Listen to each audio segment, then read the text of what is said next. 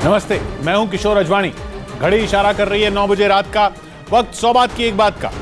लोकसभा चुनाव से पहले मोदी कैबिनेट ने गरीब सवर्णों के लिए 10% आरक्षण को मंजूरी दे दी। खनन मामले में सीबीआई छापे पर यूपी के पूर्व सीएम अखिलेश यादव के बचाव में पूरा विपक्ष उतर आया। महाराष्ट्र में अमित शाह के अकेले लोकसभा चुनाव लड़ने के बयान पर शिवसेना ने भी जोरदार पलटवार किया और भारत ने ऑस्ट्रेलिया को उसी की जमीन पर पहली बार टेस्ट सीरीज में हराकर नया इतिहास रचने के बाद शानदार जश्न मनाया। दिल्ली और एनसीआर के लोगों के लिए नया साल कड़ाके की ठंड लेकर आया। बारिश के बाद तो दिल्ली और एनसीआर में पारा और भी नीचे आ गया। ऊपर से कोहरे ने शहर की रफ्तार पर ब्रेक लगा दिया। मैदानी इलाकों में हुए इस बदलाव के पीछे पहाड़ों पर हो रही बर्फबारी है, जिसके पीछे वेस्टर्न डिस्टर्बेंस को वजह माना जा रहा है। हिमाचल प्रदेश के लाहौल में 5 दिन के बाद लोगों को धूप दिखाई दी। पहाड़, पेड़, सड़कें, गाड़ियां, घर सब कुछ बर्फ की चादर से ढके हुए हैं। सड़कों के किनारे खड़ी गाड़ियों की हालत देखकर समझा जा सकता है कि कई दिन से लोग बर्फ के बीच फंसे हुए हैं। सड़कों पर बर्फ की चादर इतनी मोटी है कि पैदल चलना भी खतरनाक हो सकता है। लोगों के लिए घरों से बर्फ निकालना भी आफत बन गया है। दूर दूर तक केवल बर्फ की मोटी चादर ही बिछी हुई दिखाई देती है। ऐसा ही हाल राज्य के दूसरे हिस्सों में भी है। डलहौजी में सड़कों पर दूर दूर तक फंसी हुई गाड़ियां ही दिखाई देती हैं। गाड़ियों पर बर्फ की सफेद चादर बिछी हुई है। कुछ लोग तो कई दिन से गाड़ियों में ही फंसे हुए हैं। सड़क किनारे खड़ी मोटरसाइकिल तो बर्फ के नीचे छुपी गई हैं। सैलानी यहाँ बर्फबारी का ही मजा लेने पहुँचते हैं, लेकिन बर्फबारी इतनी हो रही है कि लोगों को छतरी लेकर चलना पड़ रहा है। बस अड्डे से लेकर स्कूल तक और सड़कों से लेकर रिहायशी इलाकों तक सब कुछ सफेद हो चुका है। और इस बर्फबारी का सीधा असर दिल्ली और एनसीआर के मौसम पर पड़ रहा है। तापमान गिरने की वजह से लोग पहले से ठिठुर रहे थे। अब कोहरा भी शहरों की रफ्तार पर ब्रेक लगा रहा है, क्योंकि कोहरे की वजह से दिल्ली के इंदिरा गांधी इंटरनेशनल एयरपोर्ट से कई घरेलू और अंतर्राष्ट्रीय उड़ानें वक्त पर उड़ान नहीं भर पाईं। रेलवे स्टेशन पर तो हालात और भी खराब रहे। लंबी दूरी की कई रेलगाड़ियां कई घंटे लेट चल रही हैं, जिसकी वजह से यात्री रेलवे स्टेशन पर ही फंसे हैं। सुबह के कुछ घंटे तो पूरा एनसीआर घने कोहरे की चपेट में रहा।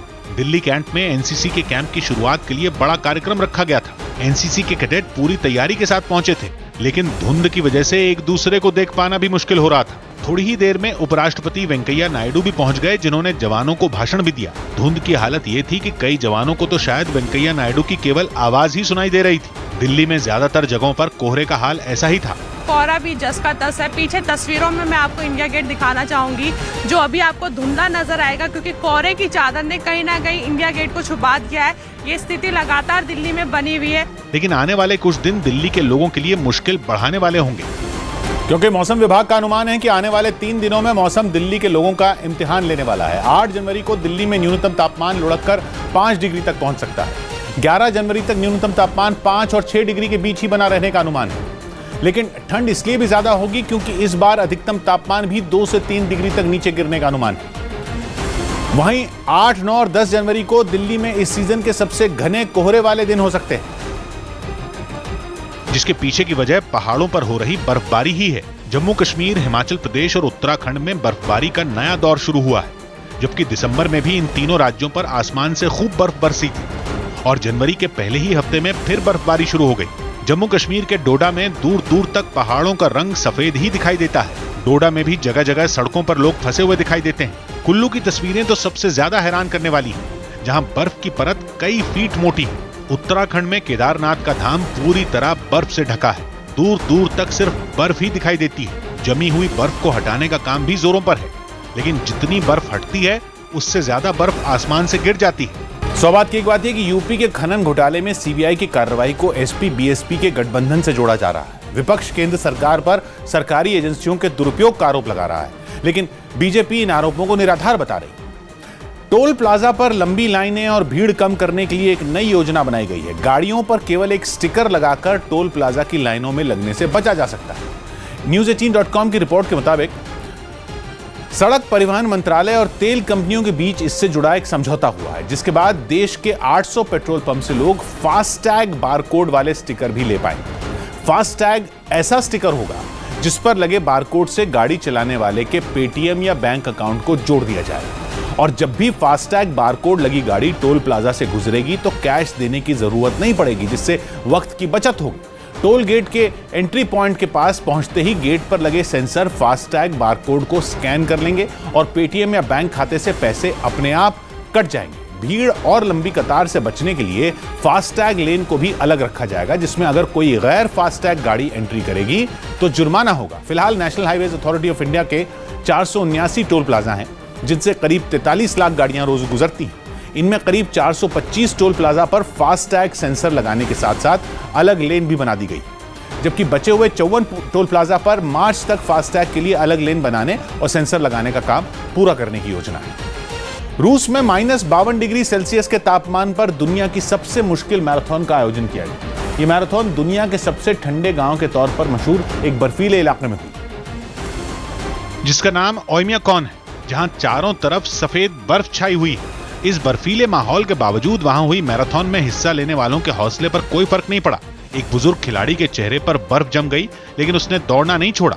मैराथन में दौड़ने वाले बाकी खिलाड़ियों का भी कुछ यही हाल था। खराब मौसम के बीच भी खिलाड़ियों ने 0 से 52 डिग्री सेल्सियस नीचे के तापमान पर करीब 42 किलोमीटर लंबी रेस को पूरा किया।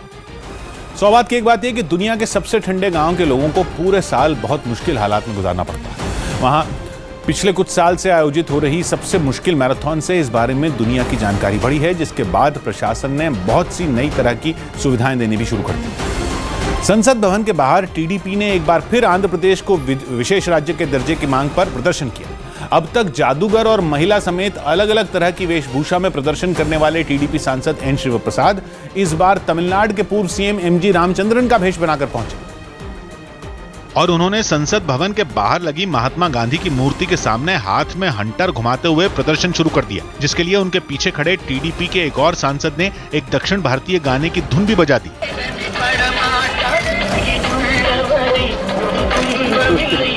हाथ में हंटर घुमाकर विरोध जता रहे टीडीपी सांसद एन शिवप्रसाद एमजीआर की पहचान माने जाने वाली सफेद टोपी पहने नजर आए। यही नहीं, उनके कंधे पर एमजीआर के अंदाज में एक शॉल और हाथ में एक घड़ी भी दिखाई दी। इस दौरान रेल मंत्री पीयूष गोयल को आता देख टीडीपी सांसदों ने हंगामा तेज कर दिया। हालांकि पीयूष गोयल ने आंध्र प्रदेश को विशेष राज्य के दर्जे के तहत मिलने वाली मदद से ज्यादा मिलने का दावा किया। लगभग 15-17 हजार करोड़ जो लाभ वो सोचते थे उनको स्पेशल स्टेटस में मिलेगा, वो एक प्रकार से डबल लाभ आंध्र प्रदेश को मिला। केंद्र सरकार लगातार कहती रही है कि वो आंध्र प्रदेश को पर्याप्त मदद दे रही है, लेकिन टीडीपी इस तर्क से सहमत नहीं। सौभाग्य की एक बात यह कि आंध्र प्रदेश को विशेष राज्य के दर्जे की मांग पर टीडीपी का विरोध फिलहाल थमने के आसार नहीं दिख रहे, क्योंकि टीडीपी ये जानती है कि इस तरह के विरोध का सीधा फायदा उसे चंद महीने बाद होने वाले लोकसभा और विधानसभा चुनाव में मिल सकता है। मेघालय में कुछ लोगों ने बीजेपी के दफ्तर पर हमला कर दिया। मेघालय के शिलोंग में कुछ लोगों ने बीजेपी के दफ्तर पर पेट्रोल बम से हमला कर दिया। यूपी के आगरा में एक दुकान में आग लगने से लाखों का सामान जलकर राख हो गया। यूपी के संभल में आवारा आदमखोर कुत्तों ने 4 साल के एक बच्चे की नोचकर जान ले ली। नेशनल हेराल्ड मामले में बीजेपी नेता सुब्रमण्यम स्वामी की क्रॉस एग्जामिनेशन की तारीख बदलने की याचिका मंजूर होने के बाद दिल्ली की पटियाला हाउस कोर्ट में अब 4 फरवरी को सुनवाई होगी। हरियाणा के रोहतक में एक ही परिवार के 4 सदस्यों के शव संदिग्ध हालात में बरामद हुए। आय से अधिक संपत्ति मामले में हिमाचल प्रदेश के पूर्व सीएम वीरभद्र सिंह के दिल्ली की पटियाला हाउस कोर्ट में पेश न होने पर उनके वकील ने बर्फबारी से तबीयत खराब होने का हवाला दिया। हफ्ते के पहले कारोबारी दिन शेयर बाजार में तेजी दर्ज की गई। सेंसेक्स 155 अंक उछलकर 35,850 पर बंद हुआ। निफ्टी 49 अंक ऊपर 10,777 पर पहुंच गया। उत्तर प्रदेश के बस्ती में एक सब्जी मंडी में भीषण आग लगने से लाखों का सामान जलकर राख हो गया। मंडी के दुकानदारों ने आरोप लगाया कि फायर ब्रिगेड के वक्त पर नहीं पहुंचने की वजह से आग भड़कती चली गई। और घंटों के बाद जब फायर ब्रिगेड की गाड़ी मौके पर पहुंची तो गुस्साए लोगों ने जमकर हंगामा किया। मंडी के लोग अपनी आंखों के सामने अपनी दुकानों को जलते देख हताश हो गए थे, क्योंकि आग इतनी भीषण थी कि वो चाहकर भी कुछ नहीं कर पाए। तेजी से आग ने कई दुकानों को अपनी चपेट में ले लिया, जिसकी वजह से पूरे इलाके में काले धुएं का गुबार छा गया। आग पता नहीं कैसे लगी, क्या मालूम। अब जब आग लग गई तो हम लोग को पता चला पीछे से आई है आग। लोगों के हंगामे को शांत कराने के लिए मौके पर पुलिस बल को आना पड़ा, जिसके बाद पुलिस ने लोगों की शिकायत पर कार्रवाई का भरोसा दिया। ये देखूंगा अब कि कितने बजे सूचना मिली और कितने बजे पहुंचे, उसका क्या कारण है विलंब पहुंचने का, तो समय कार्रवाई। आग बुझाए जाने के बाद कई जली हुई दुकानों में रखी सब्जियां जमीन पर बिखरी पड़ी भी दिखी।